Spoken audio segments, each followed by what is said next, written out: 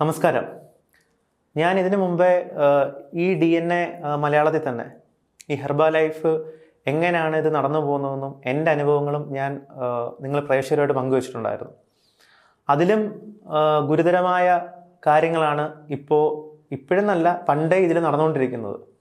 പക്ഷെ എന്താണ് വാസ്തവത്തിൽ ഇതിൽ നടക്കുന്നതെന്ന് ഒരു പുറമേ നിന്ന് നോക്കുന്ന ഒരാൾക്ക് ഒരിക്കലും മനസ്സിലാവത്തില്ല.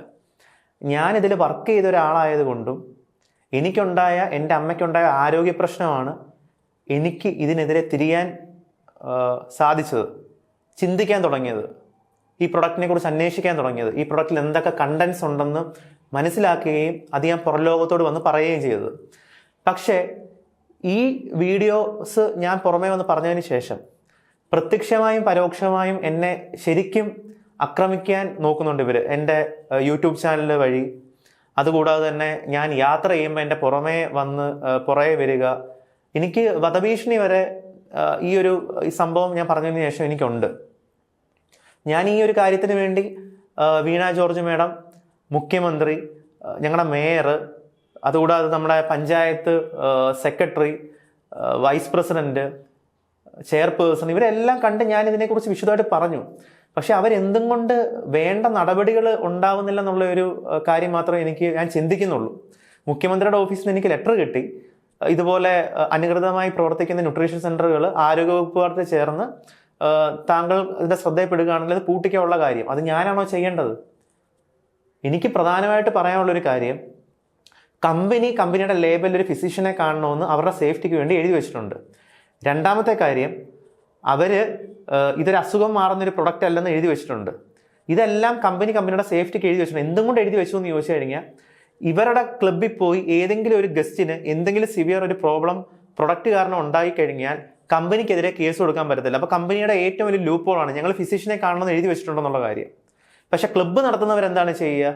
പുറത്തുനിന്ന് ഒരാളെ വെയിറ്റ് ലോസിന് ഉള്ളിൽ കൊണ്ടുവന്നതിന് ശേഷം അകത്ത് വരുമ്പോൾ BP, ഷുഗർ, കൊളസ്ട്രോൾ, തൈറോയിഡ് ഇതെല്ലാം എഴുതിയിട്ട് അവർക്ക് അതിനുള്ള സപ്ലിമെന്റ്സ് അങ്ങ് കൊടുക്കുകയാണ്. പല രീതിയിലുള്ള ജോയിന്റ് സപ്പോർട്ട്, ഹാർട്ടിനുള്ളത്, ബീറ്റ ഹാർട്ട്. ഇത് കൊടുക്കുമ്പോൾ ഫിസിഷ്യന്റെ ലേബലുള്ള ഒരു സാധനം അൺക്വാളിഫൈഡ് ആയിട്ടുള്ള ഡിസ്ട്രിബ്യൂട്ടേഴ്സ് ഇത് കൊടുക്കുമ്പോഴത്തേക്ക് അവർക്ക് ഡയറ്റീഷ്യന്റെ ന്യൂട്രീഷന്റെ കോഴ്സ് ഇല്ല. ഇത് കൊടുക്കുമ്പോൾ എന്തുമാത്രം ആരോഗ്യ പ്രശ്നമാണ് ഉണ്ടാകുന്നത്. അത് മിക്ക ആൾക്കാരും ഇതിലൊന്നും അകപ്പെടുന്നതിന്റെ മെയിൻ റീസൺ, ഇവരുടെ സെമിനാറുകൾക്ക് പോകുമ്പോൾ ഇവരുടെ സെമിനാറിന് ഇവരുടെ കാണാൻ കൊണ്ടുപോകുമ്പോൾ ഇവർ മെയിനായിട്ട് സ്റ്റേജിൽ മാർക്കറ്റ് ചെയ്യുമ്പോൾ ഇവർ പറയുന്നത്, ഒരു വ്യക്തി വന്ന് പറയുകയാണ്, ഞാൻ തട്ടുകടയായിരുന്നു, പല ജോലി ചെയ്തു, പെയിന്റ് കടയായിരുന്നു, ഇങ്ങനെയൊക്കെ ചെയ്തു, എൻ്റെ ലൈഫ് ഞാൻ സക്സസ് ആയില്ല, പെട്ടെന്നൊരു സുപ്രഭാതത്തിലാണ് എനിക്ക് ഓണത്തിൻ്റെ സമയത്ത് എനിക്ക് ബ്ലഡ് ക്യാൻസർ എന്ന് എനിക്ക് അറിയപ്പെടാൻ സാധിച്ചു. ആ ബ്ലഡ് ക്യാൻസർ പറയുകയാണ്, എനിക്ക് 25 RCC ഡോക്ടർമാർ പുള്ളിയുടെ കീഴത്ത് ഈ റിസൾട്ട് കണ്ടതിന് ശേഷം 25 ഡോക്ടർമാർ പുള്ളിയുടെ നിന്ന് ഫുഡ് വാങ്ങിക്കുകയാണെന്ന്. എനിക്ക് മനസ്സിലാവുന്നില്ല. RCC എന്നാ പൂട്ടിയിട്. ഞാൻ കോന്നിന്ന് വരുന്നു, എനിക്ക് ക്യാൻസർ വന്ന് തൊണ്ടയ്ക്ക് 2 തവണ ഓപ്പറേഷൻ ചെയ്തു. ഇപ്പോൾ ഒരു മുഴയും കൊണ്ട് തൊണ്ടയ്ക്ക്, എൻ്റെ യൂട്രസ് മൊത്തം എടുത്ത് കളഞ്ഞാണ്. സ്കാൻ ചെയ്തു, അതിനകത്ത് ഗ്രേഡ് 3 ആയിരുന്നു. ഞാൻ ഈ ന്യൂട്രീഷൻ ഫുഡ് എടുത്തനൊക്കെ എനിക്കിപ്പോൾ ഗ്രേഡ് 2 ആയിട്ടുണ്ട്. ആ മുഴ എൻ്റെ ഒരു സഹോദരിയെ പോലാണ്. എനിക്ക് സനമേടാണ് എല്ലാ കാര്യത്തിനും എന്നെ ഹെൽപ്പ് ചെയ്ത് എൻ്റെ കൂടെ. എനിക്ക് ഒത്തിരി വിഷമങ്ങളുണ്ടായിരുന്നു. എൻ്റെ മോക്കാണെങ്കിലും അവിടെ യൂറിൻ ബ്ലാഡർ റീപ്ലാന്റ് ചെയ്തതാണ്. ഇപ്പം പിന്നെ അവർക്ക് യൂറിനകത്ത് പ്രശ്നമായിട്ട് ഞാൻ സനമേടത്തിന് ചെയ്തു. സനമേടെ ന്യൂട്രീഷൻ ഫുഡ് എടുത്തു. മോക്ക് ഒരുപാട് പ്രശ്നങ്ങളുണ്ട്. RCC പൂട്ടിയിടുന്നല്ലേ നല്ലത്?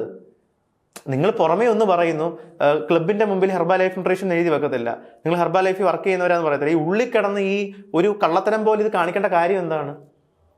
നിങ്ങൾക്ക് അത്ര നല്ല കാര്യമാണെങ്കിൽ ഇത് ലോകത്തെ മൊത്തം അറിയിക്കണ്ടേ? ക്യാൻസർ മാറുന്നുണ്ട്, RCCയിലെ മൊത്തം രോഗികളെ നിങ്ങൾ ക്യാൻസറിന് ട്രീറ്റ് ചെയ്യേണ്ട. ഇത് മെഡിക്കൽ എത്തിക്സിനെ പുച്ഛിക്കുന്നു. അതുകൂടാതെ വേറൊരു ലേഡി പറയുകയാണ്, ഇതുപോലെ എൻ്റെ സ്റ്റേജ് തുടക്കിയപ്പോൾ തന്നെ ഈ ഫുഡ് കഴിച്ചപ്പോൾ തന്നെ മാറി.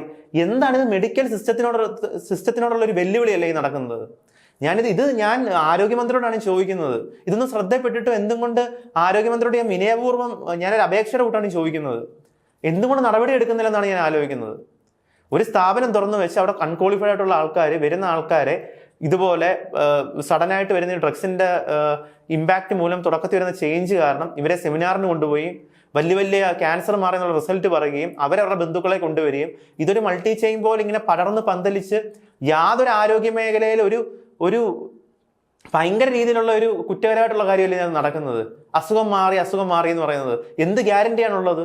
ഏതെങ്കിലും സ്റ്റേജിൽ ഉള്ള ഒരു അസുഖമുള്ള ഒരാളാണെങ്കിൽ ഇവരെങ്ങനെ ഐഡന്റിഫൈ ചെയ്യും? അതുകൂടാതെ സാമ്പത്തികത്തിന്റെ കാര്യം പറഞ്ഞാൽ മിക്ക ആൾക്കാരും, പാവം പിടിച്ച ആൾക്കാർ ഇതിനകത്ത് വന്ന് ചാടുന്നത്, മിഡിൽ ക്ലാസ്. അതിനകത്ത് ഒരു സ്റ്റേജ് വെച്ച് പറയുകയാണ്, ഇയാൾക്ക് എത്ര രൂപയുണ്ട്? 50,000 രൂപ. ഇയാൾക്കോ 1,80,000 രൂപ, മറ്റേ ആൾക്ക് 30 ലക്ഷം രൂപ. അപ്പൊ ഈ 50,000 ഉള്ളവൻ, ഈ 30 ലക്ഷം ഉള്ളവൻ 50,000 ഉള്ളവന് കൂട്ടുകൂടുവോ എന്നൊക്കെയുള്ള രീതി ഇൻഡയറക്റ്റ് ആയിട്ട് ആൾക്കാരെ പൈസയുടെ കാര്യത്തിൽ കോംപ്ലക്സ് ഉണ്ടാക്കുകയും ഇതിനകത്ത് വന്നാലേ പൈസയുള്ളൂ എന്നൊക്കെ പറഞ്ഞ് ഇതിനകത്ത് നടക്കുന്ന കാര്യങ്ങൾ നമ്മൾ അറിഞ്ഞു കഴിഞ്ഞാൽ ഇവരുടെ മീറ്റിങ്ങിൽ സ്ത്രീകൾ ഇങ്ങനെ ഡ്രസ്സ് ഇടണം, അങ്ങനെ ഇടണം, അതിടണം, ഇങ്ങനെ ആയാലും ഗസ്റ്റുകളെ കിട്ടിയാൽ മതി, എന്താണെന്നും എനിക്ക് മനസ്സിലാവുന്നില്ല. ലോൺ എടുത്തത് സ്കൂൾ ഫീസ്, കോളേജ് ഫീസ്, ഇനി പറയാൻ പോകുന്നുള്ള ഫീസ് എല്ലാം കൂടെ ചേർത്ത് അല്ലേ? ഇപ്പൊ സാറിന് എത്ര? 1,10,000 രൂപീസ്. എന്ത് കാൽക്കുലേഷൻ നോക്കിയിരിക്കുക? കാരണം സാർ എന്ത് ചെയ്യുന്നു? പത്രസാമത്തിൽ വർക്ക് ചെയ്യുന്നു. സൂപ്പർ അല്ലേ? ഈ ഫാമിലി ബാക്ക്ഗ്രൗണ്ട് വ്യത്യാസമുണ്ട്. ഇപ്പൊ ബിസിനസ് മാൻ നോക്കിയോ, തൊഴിൽ ചെയ്യുന്ന ആൾക്കാർ, ബിസിനസ് ചെയ്യുന്ന ആള്, ഇപ്പൊ സാർ എന്ത് ബിസിനസ്? കൺസ്ട്രക്ഷനാണ്. സാറിന് 2020 മെയ് മാസം ആകുമ്പോൾ മന്ത്ലി ഇൻകം എത്ര വരുന്ന സാറിന്റെ ലൈഫ് ഒന്ന് വേണ്ട ആവശ്യം വരും?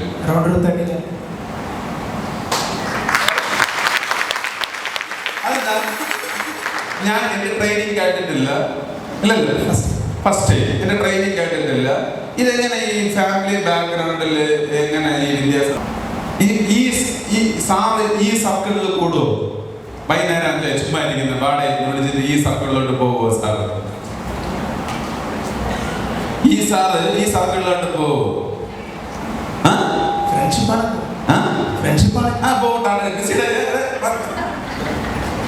ഞാൻ നേരത്തെ പറഞ്ഞിട്ടുണ്ട്, ഇതിനകത്ത് ഈ ട്രിവാൻഡ്രത്തുള്ള ഈ BK വിഭൂനിധി തക്കരയിലുള്ള പുള്ളിയാണ് ഇവിടെ മൊത്തവും ഈ കാര്യം മൊത്തം സ്പ്രെഡ് ചെയ്ത് ഈ ഒരു അവസ്ഥയാക്കിയത്. അയാൾക്ക് പൈസ ഉണ്ടാക്കണം എന്നുള്ള ഒരു ഇത് മാത്രമേ ഉള്ളൂ. പൈസ ഉണ്ടാക്കാൻ നല്ല കാര്യം തന്നെ, പക്ഷെ ചീപ്പ് രീതിയിൽ ഇതുപോലെ ആൾക്കാരെ പിടിച്ചിട്ട് പല ആൾക്കാരുടെ ലൈഫ് സ്പോയിൽ ചെയ്ത് ഇതിനകത്തുള്ള ഹെൽത്തിന്റെ കാര്യം പറഞ്ഞ് ഹാർട്ടിൽ നിന്ന് ചെയ്യുന്ന ബിസിനസ്സാണെന്ന് പറഞ്ഞ്, ഒരു ഹാർട്ടിൽ നിന്നും അല്ല, ഇത് ഭയങ്കര ചീറ്റിംഗ് ആണ് നടക്കുന്നത്. ഇത് നടത്തിയ ഒരാൾക്കും ഇത് കാരണം ഇത് പല ആൾക്കാരുടെയും നടത്തുന്നവന്മാരുടെ വീട്ടിൽ തന്നെ പ്രശ്നം ഉണ്ടായിക്കാണ്. പക്ഷെ പലരും ഇതിനകത്ത് കിട്ടുന്ന സാമ്പത്തികം ആലോചിച്ച് മാത്രമാണ് മിണ്ടാതിരിക്കുന്നത്. എങ്ങനെയെങ്കിലും അടുത്തടുത്ത ആൾക്കാരെ പറ്റിച്ച് വെച്ച് താഴെ ആൾക്കാരായിട്ട് കാശുണ്ടാക്കണം, ഈ ഒരു ലക്ഷ്യം മാത്രമേ ഉള്ളൂ. ഇത് ഭയങ്കര ചീറ്റിംഗ് ആണ്. ഇത് എനിക്ക് കേരള ആരോഗ്യമന്ത്രിയോട് മാത്രമേ ഇതിൻ്റെ ഒരു നടപടി എടുക്കാൻ എനിക്ക് പറയാൻ പറ്റത്തുള്ളൂ. കാരണം ഇത്രയും ഇത് സീരിയസ് ആയിട്ടുള്ള ഒരു സംഭവമാണ്. ന്യൂട്രീഷൻ്റെ പേരിൽ ക്ലബ്ബുകൾ തുറന്നു വെച്ച് ആൾക്കാരെ റിക്രൂട്ട്മെന്റ് ചെയ്യാൻ വേണ്ടിയിട്ട് ക്ലബ്ബുകൾ തുറന്നു വെച്ചിട്ട് യാതൊരു അടിസ്ഥാനമില്ലാതെ വന്ന് വ്യാജ ചികിത്സയുടെ കൂട്ട് ഇഷ്ടമുള്ള രീതിയിൽ ഇതെല്ലാം കലക്കി അങ്ങ് കൊടുക്കുകയാണ്. ഫുഡാന്ന് പറയുന്ന സാധനം ചെക്ക് ചെയ്യാൻ നോക്കാത്ത എന്താണ്? FSSAI ലൈസൻസ് വെച്ചാണ് നടത്തുന്നത്. FSSAI വെച്ച് നടത്തി കഴിഞ്ഞാൽ നമുക്ക് ചിപ്സിനും ബിരിയാണിക്കും ഒക്കെ, ചിപ്സിനും മിച്ചറിനും എല്ലാം FSSAI ഉണ്ട്. ഫിസിഷ്യനെ കാണുന്ന ലേവലുള്ള ഒരു സ്ഥാപനം എന്തുകൊണ്ട് FD അപ്രൂവ്ഡ് ചെയ്യുന്നതെന്ന് എനിക്ക് മനസ്സിലാവുന്നില്ല. ഫുഡിന്റെ രൂപത്തിലാണ് കൊടുക്കുന്നത്. ഹോർലിക്സിനും കോംപ്ലാനകത്ത് എഴുതി വെച്ചിട്ടുണ്ടോ ഫിസിഷ്യനെ കാണണമെന്ന്? ഇത് എനിക്ക് ഈ ഒരു രീതിയിലാണ് നടത്തിക്കൊണ്ട് പോകുന്നത്. ഞാനും നടത്തിയ ഒരാളാണ്. എൻ്റെ അറിവില്ലായ്മ കൊണ്ട് ഞാനും ഇത് തുടക്കത്തിൽ നടത്തി. എൻ്റെ കുടുംബത്ത് പണി കിട്ടിയപ്പോഴാണ് ഞാൻ ഇതിനെക്കുറിച്ച് മനസ്സിലാക്കുകയും പറയാനും തുടങ്ങിയത്. എൻ്റെ ഇതിനടുത്ത ആൾക്കാരുടെ ഭാഗത്തുനിന്ന് എനിക്ക് ഒരുപാട് വിമർശനങ്ങളും അവരെന്നെ വഴക്ക് പറയുകയും ചെയ്തു. എന്നിട്ട് ഞാൻ അവരോട് പറഞ്ഞു, ഞാനിതൊന്ന് തുറന്നു പറഞ്ഞുകൊണ്ടാണ് നിങ്ങൾക്ക് മനസ്സിലായത്. പിന്നെ നമ്മളൊരു തെറ്റ് മനസ്സിലാക്കിയിട്ട് അത് നമ്മൾ തിരുത്തണം. അല്ലാതെ നമ്മളത് ഓക്കെ ഇത് മിണ്ടായിരിക്കുന്നത് നല്ലത്, നാട്ടുകാർ അറിയും, അങ്ങനല്ല. നമ്മൾ തുറന്നു പറയണം. തുറന്നു പറഞ്ഞുകൊണ്ട് ജനങ്ങൾക്ക് അവെയറായി. എനിക്കിത് നടത്തുന്ന ആൾക്കാരെ നന്നാക്കണമെന്നൊന്നുമില്ല, നടത്തുന്ന ആൾക്കാരെ നന്നാവുകയും വേണ്ട. പക്ഷേ ഇത് സ്റ്റാർട്ട് ചെയ്യാൻ പോകുന്ന ഒരാളും ഇതിനകത്ത് വരാൻ പോകുന്ന ഒരാളും നിങ്ങൾ വഴിയിൽ ഇവന്മാർ വന്ന് സംസാരിക്കുമ്പോൾ നിങ്ങൾ ഫസ്റ്റിലെ മനസ്സിലാക്കുക, ഇതെന്താണ്, ഇവന്മാർ ക്വാളിഫൈഡ് ആണോ, അല്ലെങ്കിൽ എന്താണ് ഇതിൻ്റെ ഈ ഒരു ബിസിനസ് കാര്യങ്ങൾ മനസ്സിലാക്കുക. ഇതെടുത്തു കഴിഞ്ഞാൽ എൻ്റെ ആരോഗ്യത്തിന് പ്രശ്നം ഉണ്ടാവുമോ, അതൊരു ഫിസിഷ്യനെ കാണുന്ന എഴുതി വെച്ചിട്ടുണ്ട്. അപ്പോൾ ഇവന്മാർ പറയുന്നതിൽ വാസ്തവമുണ്ട്. ഇതെല്ലാം നിങ്ങൾ ചിന്തിക്കണം. കാരണം ഇത് ആരോഗ്യമന്ത്രി മാത്രമേ ഇതിനൊരു നടപടി എടുക്കാൻ പറ്റൂ. കാരണം വൺ ഓഫ് ദി ബിഗ്ഗസ്റ്റ് ക്രൈമാണ് നമ്മുടെ കേരളത്തിൽ നടന്നുകൊണ്ടിരിക്കുന്നത്. ഈ മൾട്ടി ലെവലിൻ്റെ പേരിൽ പിന്നാമ്പുറത്ത് നടന്നുകൊണ്ടിരിക്കുന്നത്. കമ്പനി ഒന്ന് പറയും, ഡിസ്ട്രിബ്യൂട്ടർ ഒന്ന് പറയും, ഇവർ രണ്ടും കാര്യങ്ങൾ അങ്ങോട്ടും ഇങ്ങോട്ടും അറിയാം. സെമിനാറിൻ്റെ പേരിൽ പേക്കൂത്തുകളും ഇതുപോലത്തെ വ്യാജ റിസൾട്ട് പറച്ചിലും അത് കാരണം ആൾക്കാരെ അട്രാക്ട് ചെയ്ത് അവരുടെ ഹെൽത്ത് തുലയ്ക്കുകയാണ് ചെയ്യുന്നത്. ഇതെങ്ങനെയൊക്കെ ബോഡി ഇമ്പാക്ട് ചെയ്യണമെന്ന് ഇവർക്ക് പോലും ഒരു ഐഡിയ ഇല്ല. എനിക്ക് ഇത്രേ പറയാനുള്ളൂ. ഞാൻ മാക്സിമം ഇതിനെക്കുറിച്ച് പറയാൻ പറ്റുന്നതെല്ലാം പറഞ്ഞു കഴിഞ്ഞു. Thank you.